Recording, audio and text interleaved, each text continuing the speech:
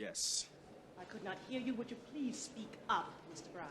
Yes, I was a member. But I was forced into this way of life.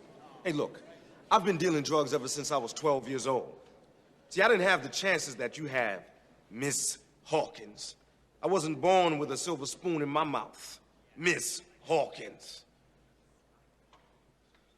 I wanted to get out, but they threatened to kill my mother. Who are you talking about, Mr. Brown? What they? They. Look at it. Kareem Akbar. That's right, the educated brother from the bank. He's the real head of the CMB, the brains behind the whole thing.